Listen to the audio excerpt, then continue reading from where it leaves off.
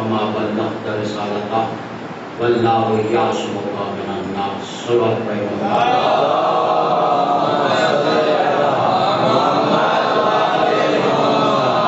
ایک مرتبہ سورہ ہم 3 مرتبہ سورہ توحید کی تلاوت فرماتے ہیں. مرزا زین العابدین علی خان ابن مرزا غلام عباس خان اور طاہرہ بیگم بنت سامین علی مرحوم اور فضل عباس مرحوم کی روح کو ارشاد فرمائیں.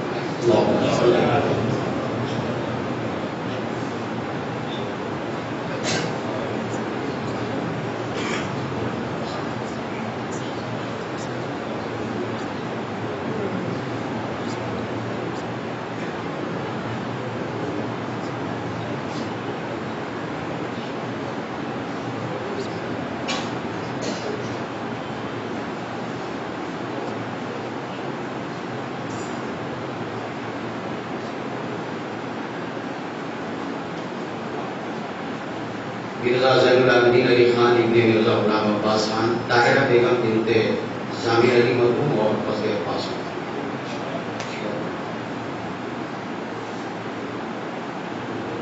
صلوات پڑھیں محمد والا.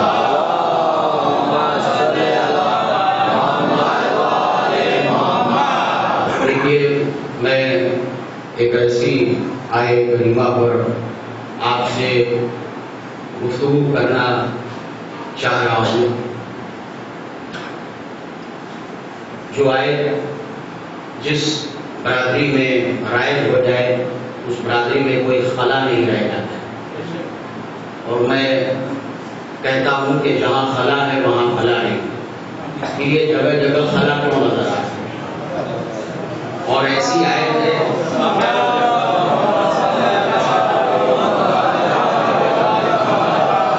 جس میں نبی نے جو پیچھے رہ گئے تھے ان کو آگے بلایا تھا, جو آگے بڑھ گئے تھے انہیں اپنے پاس بلایا تھا. گویا یہ بتا دیا کہ ادھر ادھر لیفٹ رائٹ فرنٹ بیک کہیں رہنے پر فائدہ نہیں ہے. رہو بھلی جہاں علی کی ولایت پائی جاتی ہے. صلوات پڑھیں محمد بھائی.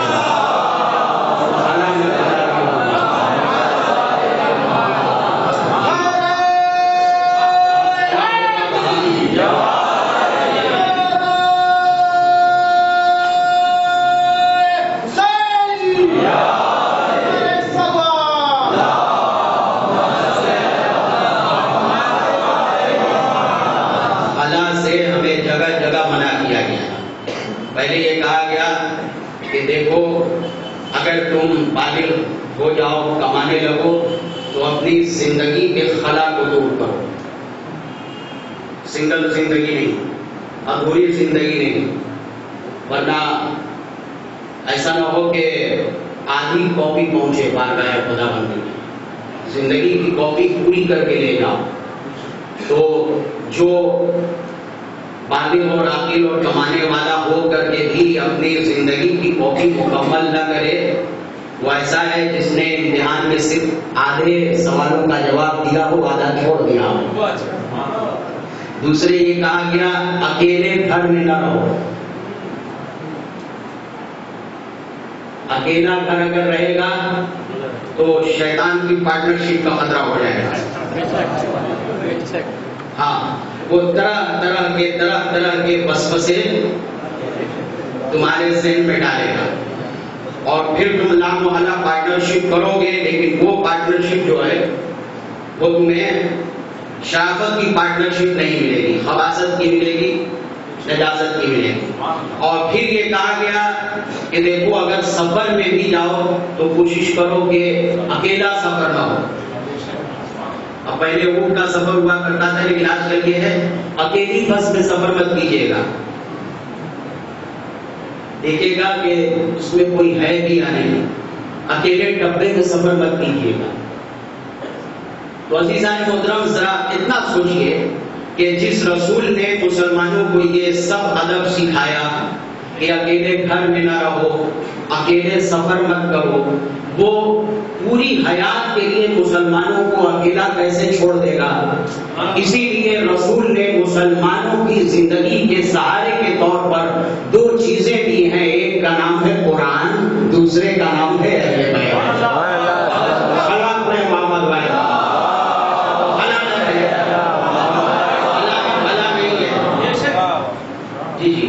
اور ہمارے یہاں خلا نام سے جو گھر منسوب ہے سب جانتے ہیں، خلا، خلا والا گھر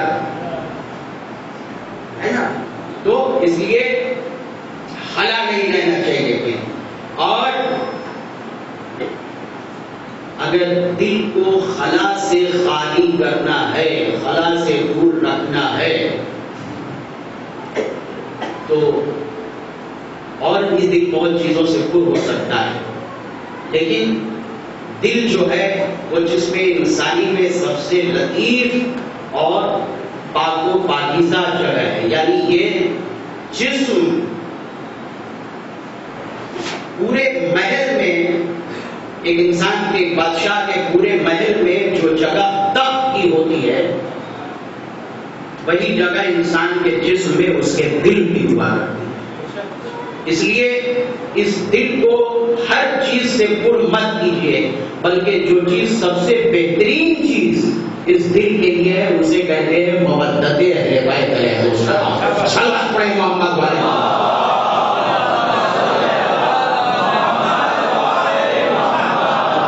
ہم نے جس آیت کی تلاوت کی ہے یہ سورہ مائدہ، دسترخوان والے سورہ کی آیت ہے. ابھی مجلس بات بھی دسترخوان ہے، اس لیے بڑی مناسب آیت کا انتخاب ہو گیا ہے. لیکن دیکھیے، متوجہ رہیے گا، ایک دسترخوان وہ ہے جو مجلس میں چلے گا، اور ایک دسترخوان وہ ہے جو مجلس بعد چلے گا، اور اسی دسترخوان کے لیے اس دسترخوان کا اہتمام کیا گیا ہے. آپ یہ دیکھیے کہ کتنا بڑا دسترخوان ہے کہ ایک غریب و بےکس کے صدقے میں آج دنیا میں کروڑوں جگہ دسترخوان بچھ رہے ہیں.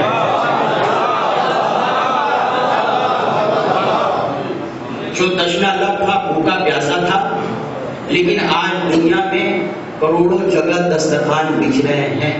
کیوں بچھ رہے ہیں؟ اس لیے کہ یہ مانا کہ وہ بھوکے تھے، وہ پیاسے تھے، لیکن بھوکے پیاسے تھے تو کیا ہوا؟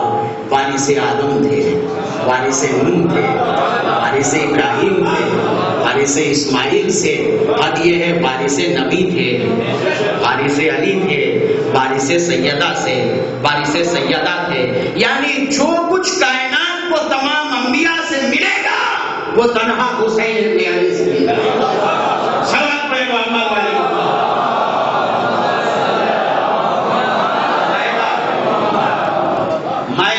مائدہ کیا ہے؟ مائدہ یہ ہے کہ جب حضرت عیسیٰ علیہ السلام، کون حضرت عیسیٰ؟ تاریخ کے سب سے بڑے ڈاکٹر حضرت عیسیٰ،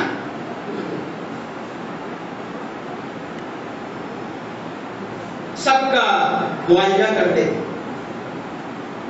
دوست ہو، دشمن ہو، ماننے والا ہو، نہ ماننے والا ہو، لیکن سب ان کو مسیح کے نام سے جانتے تھے. مسیح کے نام سے. کیوں؟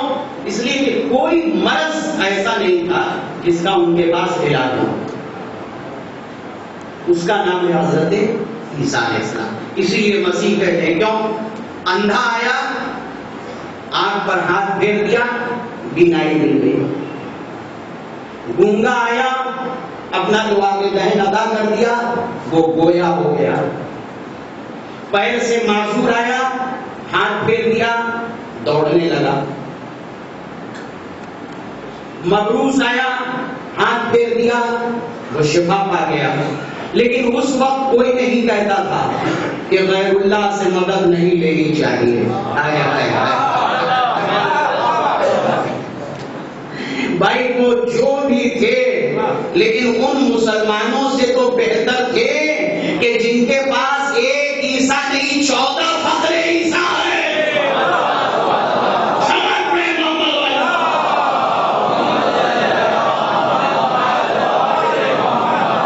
پھر بھی کہتے ہیں کہ غیر اللہ سے مدد نہیں. تو ایک روز لوگ بیٹھے ہوئے تھے. اب بھائی لوگ آتے تھے، تو ایک روز بہت سارے لوگ بیٹھے ہوئے تھے. اس میں کسی نے حضرت سے یہ پوچھا دیکھیے غدیر تک لے جانا ہے آپ کو. آج میری غدیر ہے، لیکن دیکھیے غدیر تک پہنچنے کا مطلب صحرا دیکھنا نہیں ہے، ریگستان دیکھنا نہیں ہے، چٹیل میدان دیکھنا نہیں ہے. غدیر دیکھنے کا مطلب ہے جلوہ آدم دیکھنا، حیبت موسیٰ دیکھنا. غدیر دیکھنے کا مطلب ہے شفائے حضرت عیسیٰ دیکھنا. تو حضرت عیسیٰ سے لوگوں نے پوچھا کہ یہ بتائیے ڈاکٹر صاحب، کوئی ایسا مریض بھی ہے جس کا آپ بھی علاج نہ کر سکتے ہو؟ بھائی مسیح ہے، تاریخ کے سب سے بڑے ڈاکٹر ہیں، کوئی ایسا بھی ہے جس کا آپ بھی علاج نہیں کر سکتے ہو؟ یہ سوال تمہارے ذہن میں کیسا ہے؟ اس لیے کہ ہم تو دیکھ رہے ہیں جو بھی آ رہا ہے وہ شفا پا جا رہا ہے. بھائی اندھا ہر جگہ، یہ اندھا مادر ذات کی بدنے مادر سے اندھا پیدا ہوتا ہے. یہ بھی نہیں کہ جو ہے وہ زیادہ دھوپ میں چلتا ہے اور جو آنکھوں کے چشم میں مبتلا ہو گیا، یا جو ہے وہ چشمے کا صحیح سلیکشن نہیں ہو پایا جس کی وجہ سے اس کو پتلا موٹا موٹا پتلا نظر آتا ہے. گھر میں جاتا ہوں تو بکری دیکھ کے کہتا ہوں یہ ہاتھی، ہمارے آنگن میں ہاتھی کہاں سے چلا ہے؟ موٹا دیکھ رہا ہے.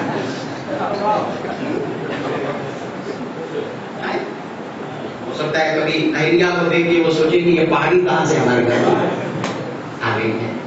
ایسا کوئی معاملہ نہیں تھا. اندھا مادر ذات جو بھی آتا ہے اس کی آپ شفا کر دیتے ہیں، شفا کر دیتے ہیں. کوئی ایسا مریض بھی ہے کہ جس کی آپ شفا نہیں کر سکتے؟ تو حضرت عیسیٰ نے یہ فرمایا، دیکھو دنیا کے جتنے مریض ہو انہیں میرے پاس لانا، لیکن جس کے ذہن میں تکبر بیٹھا ہو،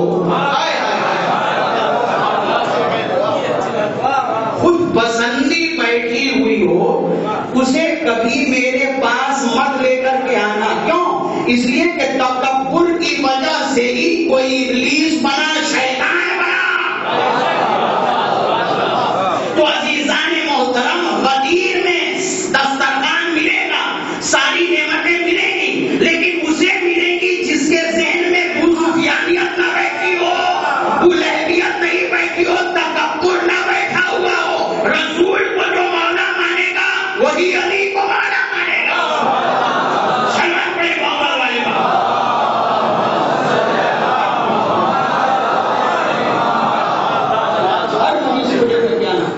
لیکن دیکھو متکبر کون ہمارے پاس میں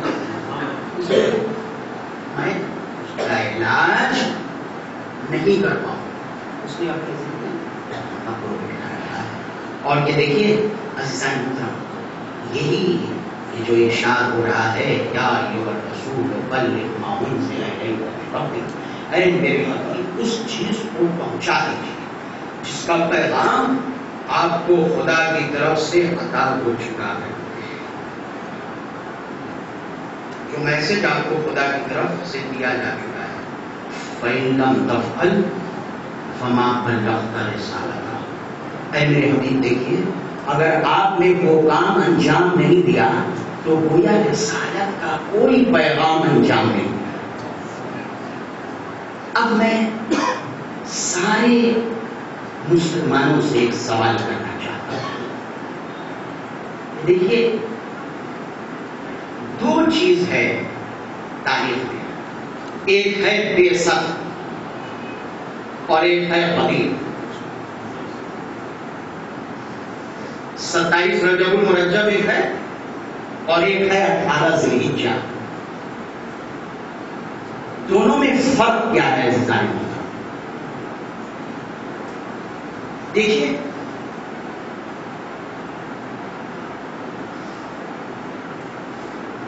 ایک انسان کے لیے دنیا میں بہت بڑی خوشی ہوتی ہے. ایک گھر میں چند ممبر ہو، اولاد ہو، اس کے لیے سب سے بڑی خوشی ہوتی ہے اولاد ہونا. اس دن کو وہ کبھی بھلا نہیں پاتا ہے. کتنی منتیں کرتا ہے، کتنی دعائیں کرتا ہے، تب جا کر کے اولاد نصیب ہوتی ہے. لیکن عزیزان محترم ذرا ایک بات بتا دیجیے، کیا صرف اولاد ہو جانا کافی ہے؟ جب تک کہ ڈاکٹر پورا چیک اپ کر کے اولاد کو اس کے حوالے نہیں کر دے. ذرا یہ بتائیے، بچہ پیدا ہوا ہے، آنکھ ہے، ناک ہے، کان ہے، جسم ہے، سب کچھ ہے، صرف جان نہیں ہے. ڈاکٹر صاحب آپ نے کیا دیا؟ نہیں، آپ کو بچہ دیا ہے 3.5 کلو کا. ڈاکٹر صاحب 3.5 کلو کا بچہ ہمیں نہیں چاہیے. کیوں نہیں چاہیے بھائی؟ اس کو سر بھی ہے، اس کو آنکھ بھی ہے. لکھو نا، کتنی تاریخ ہے؟ 15 دسمبر ہے نا؟ 16 دسمبر 2012. بھائی لکھو نا ڈیٹ، 16 دسمبر 2012، اور جاؤ برتھ ڈے مناؤ، ہر سال اس کی خوشی مناؤ. کیا کرے؟ رنگ اتنا گورا ہے، بال اتنے ریشمی چمکیلے ہیں، سیب جیسے رخسار ہیں، گلاب کی پنکھڑیوں جیسے اس کے ہونٹ ہیں، کشادہ پیشانی ہے، سب کچھ تو ہے، لے جاؤ. تو وہ کہے گا نہیں ڈاکٹر صاحب، آپ سب کچھ دے رہے ہیں لیکن یہ سب کچھ بھی بالکل بیکار ہے، اس لیے کہ صرف جسم ہے، اس کے اندر جان نہیں ہے. مسجد میں گئے، عبادت خانوں میں گئے، جگہ جگہ گئے،